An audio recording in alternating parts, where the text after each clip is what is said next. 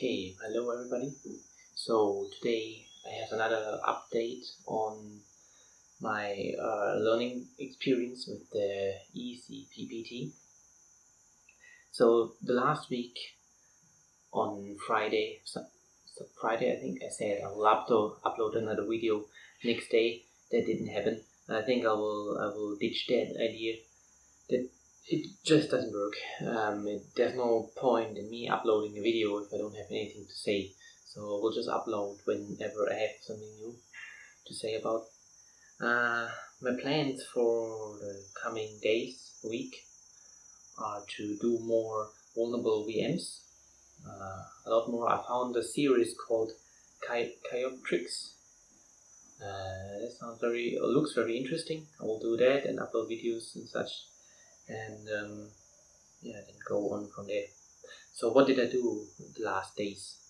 I finally got access to the system security module in the ecPPT. So that means reverse engineering. And oh boy, that's complicated. I never had anything to do with reverse engineering so far. So that's completely new to me, and in the beginning they throw all the information at you, like EIX, ESP, EBS and ESB and whatnot, and it's a lot to digest and to understand as well, but it's interesting. I will link. I found an interesting tutorial how-to for beginners online.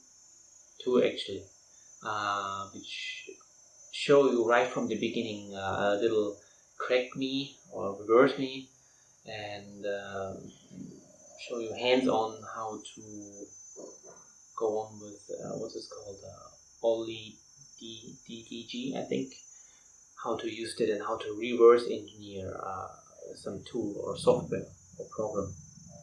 And yeah, that's very cool.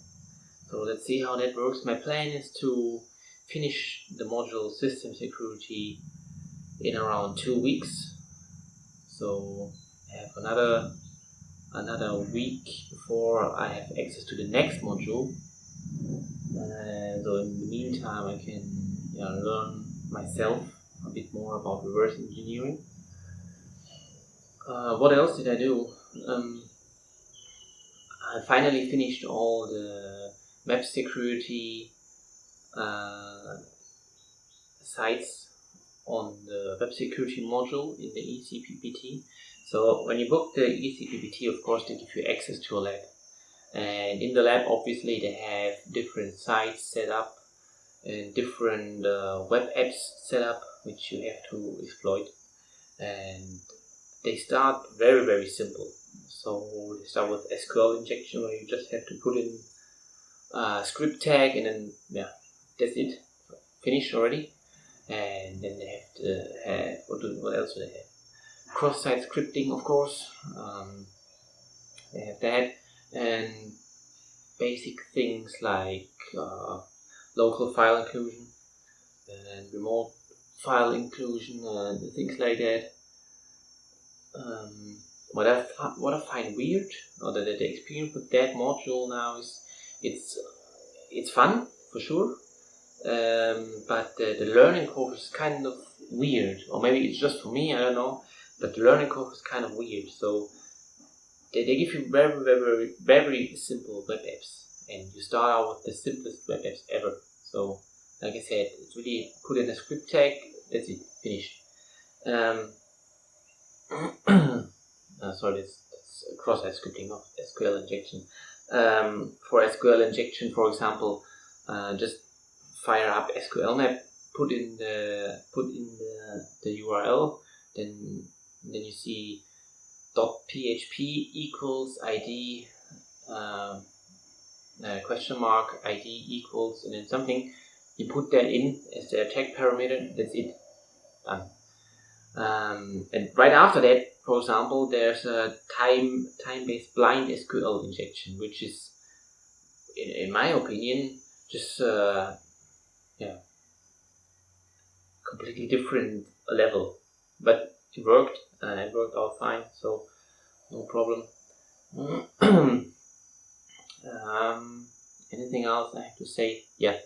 On all the vulnerable VMs and all the web apps I did so far, I found out that one important thing, if you want to succeed in this field, at least from my experience now, is enumeration. You can never do enough enumeration.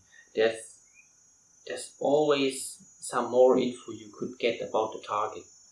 And I found that out the hard way. I mean, it doesn't really matter in the beginning, I guess that's normal, but I found it out the hard way when I was doing vulnerable VMs, which I didn't upload. And I was sitting there for 6-7 hours and trying to figure out to get in through this particular service. Let's say, for example, there was one VM. I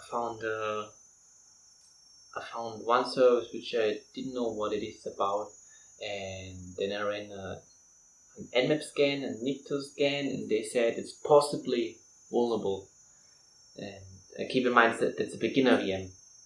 I thought, okay, there has to be something, and I tried for like 6-7 hours to get in over this service just to figure out that the actual vulnerability, is in the web app service on port 80 on HTTP, and could have taken me like 50 minutes. It was super easy, and I was trying to get in through the other service for 6 hours. So one thing I found out is, like I said, enumeration. Second, write it down on a note on your attacker VM. I'm keeping notes, and for simple VMs I just write it down in a text file. And then after some simple enumeration, go for the low-hanging fruit for a short time. Don't focus on anything for longer than, let's say, an hour or so. And if you get stuck, more enumeration.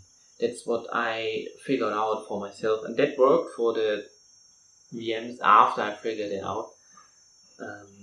Like I said before, the simplest VMs, if I said to myself, okay, this service, for example SSH, this looks vulnerable, and it may be vulnerable, but it's very hard to, or very complex, or very hard to exploit.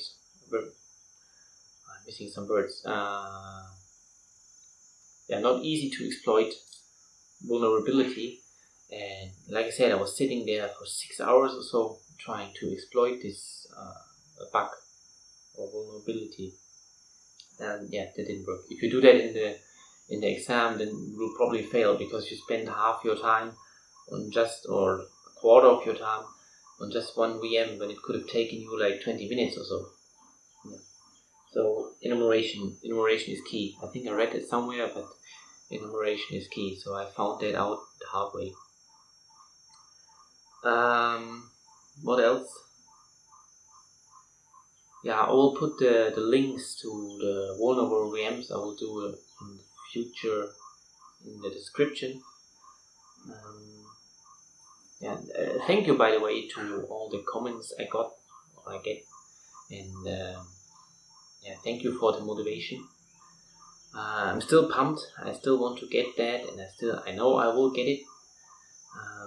Let's see how it goes. I will update this vlog again as soon as I have anything new to talk about. Otherwise, I will upload, like I said, vulnerable VMs, and now I'm doing reverse engineering, so maybe some cracked me's or reverse me's, or